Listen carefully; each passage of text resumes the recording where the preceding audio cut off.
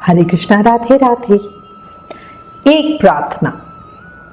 जहां बरसाना है वहीं बस जाना है, जाना नहीं है कहीं और। जहां श्री राधा है प्रेम अगाधा है, वहीं पे मिलेंगे हमारे चित्त चोर।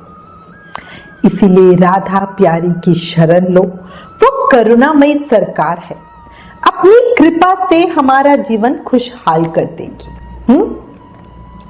दो शब्द दिल से। एक कदम भी नहीं चल सकती हूं जो राधे तुम मेरे साथ ना हो। एक कदम भी नहीं चल सकती मैं जो राधे तुम मेरे साथ ना हो।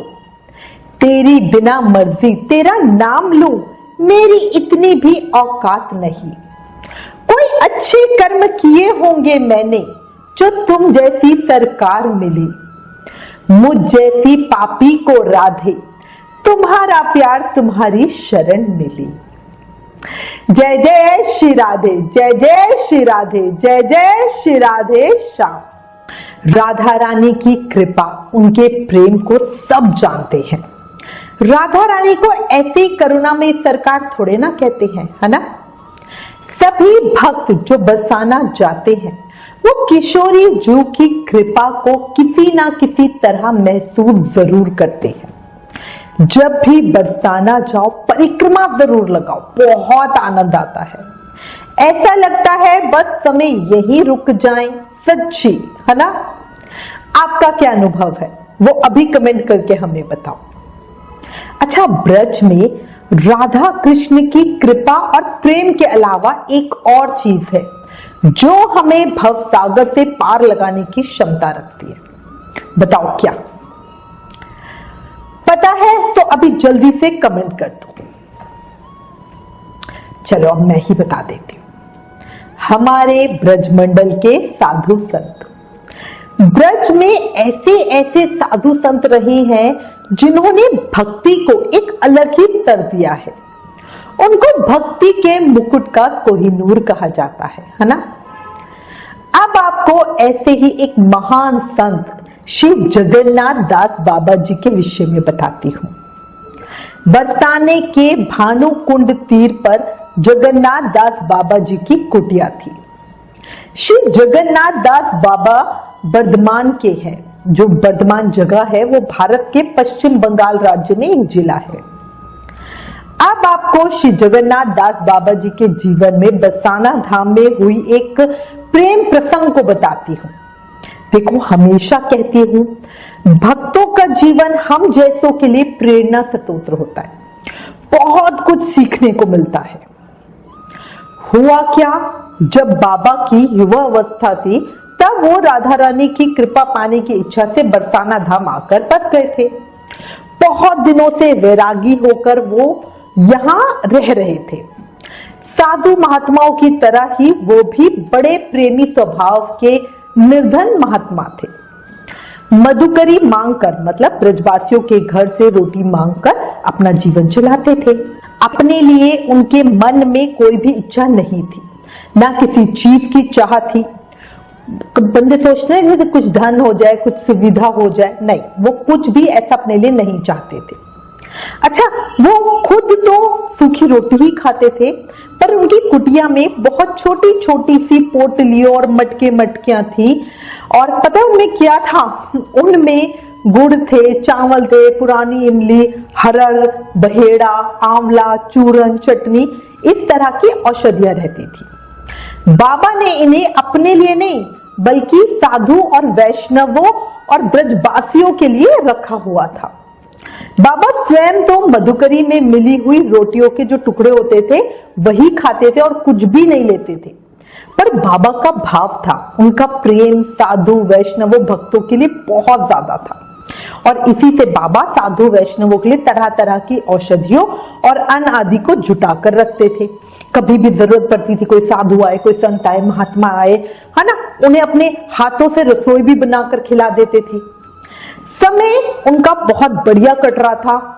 मतलब खुद इतने महान संत होते हुए भी वो दूसरे लोगों की सेवा करते रहते थे, हर समय उनके बारे में सोचते रहते थे। राधा रानी का प्रेम बाबा के ऊपर बहुत था। पर कभी कभी परीक्षा का समय भी होता है ना। कुछ ऐसे ही समय एक बार बाबा के जीवन में भी आया। उस समय बरसाने और आसपास के जो गांव थे वहां पे भयानक अकाल पड़ा हुआ था और उसी से सभी तरफ त्राही त्राही मच रखी थी। बाबा को ब्रजवासियों के घर मधुकरी के लिए जाने में बड़ा संकोच हो रहा था, क्योंकि उनको पता था कि देखो भाई, उनके खुद के घर में तो खाने के लिए कुछ है नहीं, वो मेरे लिए क्या ही करेंगे, अकाल पड़ा हुआ है, लोगों के लिए बड़ी दिक्कत हो रही है एक एक रोटी का जुगाड़ करना भी। अब बाबा करे तो क्या करे, कुछ समझ में ही नहीं आ रहा था।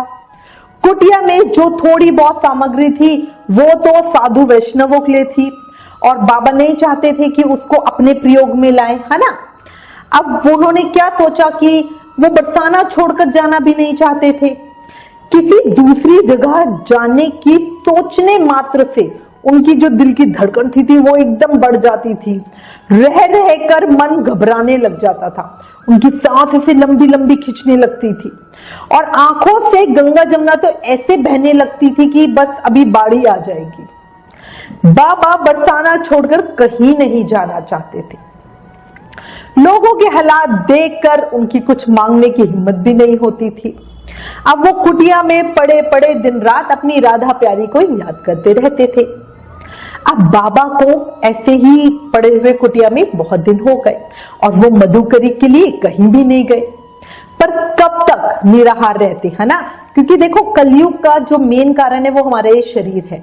अगर हम भूखे रहना भी चाहे तो ये शरीर हमसे जबरदस्ती मांगता है और कहते ना पेट की आग के चक्कर में लोग गलत काम भी कर देते हैं, है ना।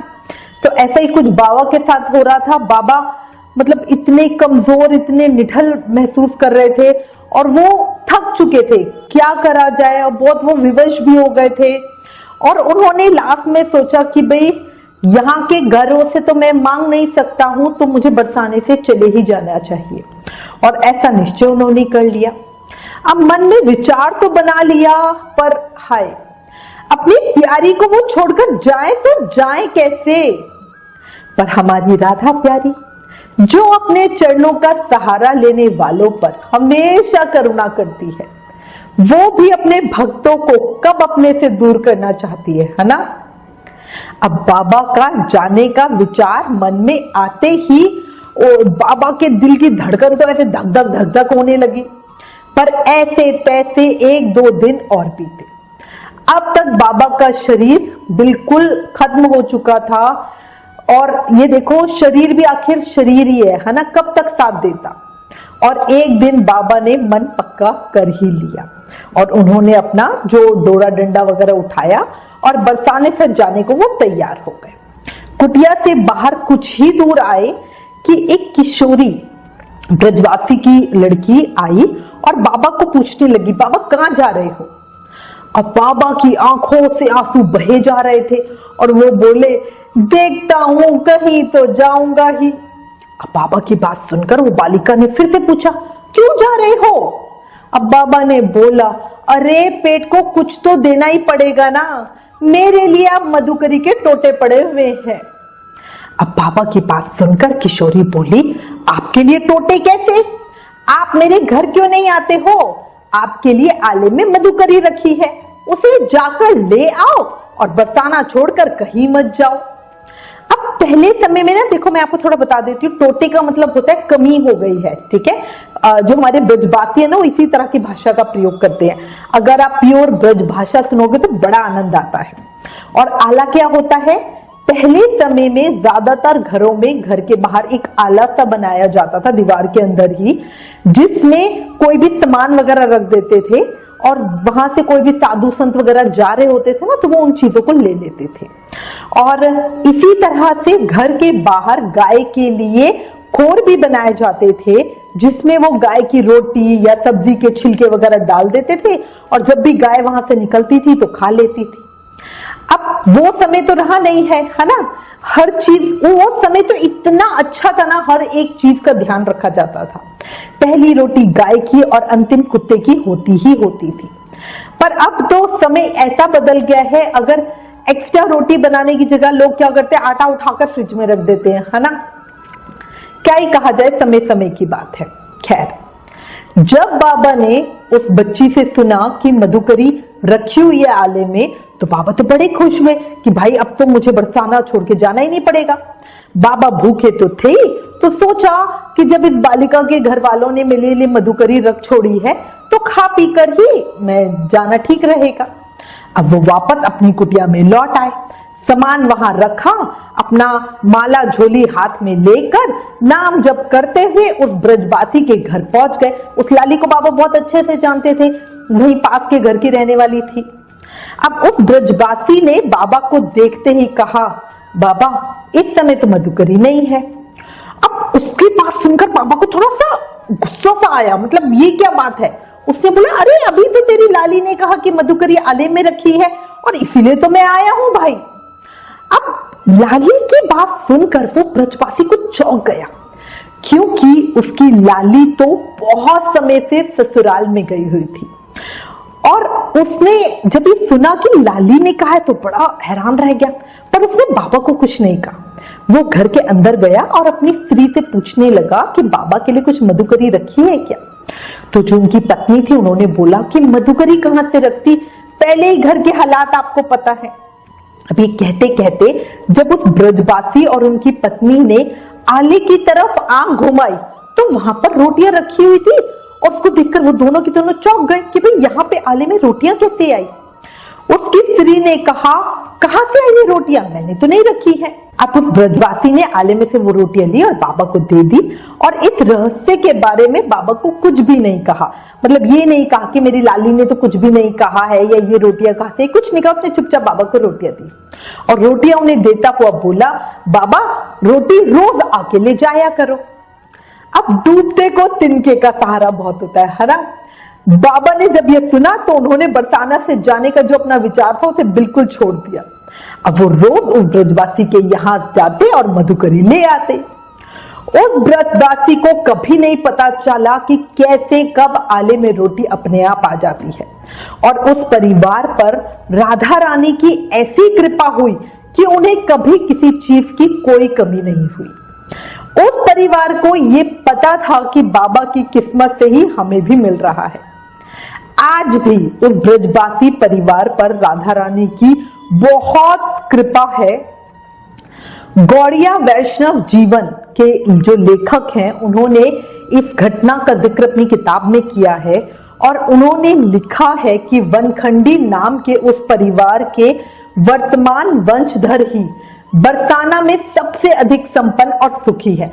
मतलब उस परिवार के जो आज के समय के लोग हैं वही बरसाना में सबसे ज्यादा सुखी है। उस परिवार पर अभी भी राधा रानी की बहुत कृपा है।